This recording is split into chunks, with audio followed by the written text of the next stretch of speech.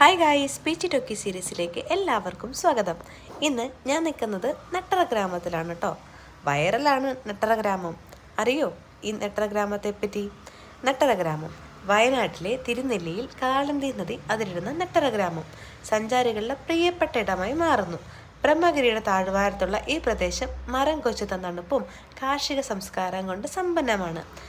ഇത് ഞങ്ങൾ 2 ദിവസം മുന്നേ പോയിട്ടുണ്ടായിരുന്നു കേട്ടോ. ഈ നെട്ടറ ഗ്രാമത്തിൽ വളരെ ബ്യൂട്ടിഫുൾ ആയിട്ടുള്ളൊരു പ്ലേസാണ് കേട്ടോ. അവിടെ ചെന്നപ്പോൾ നല്ല രസമുണ്ടായിരുന്നു കേട്ടോ. കുറേ കാഴ്ചകളും ഒക്കെ ചെന്ന് കണ്ടപ്പോൾ മനസ്സിന് ഭയങ്കര ഒരു റിലാക്സ്ഡ് ആയ പോലെ തോന്നിട്ടോ. ഭയങ്കര കാമായിട്ടുള്ളൊരു പ്ലേസ്.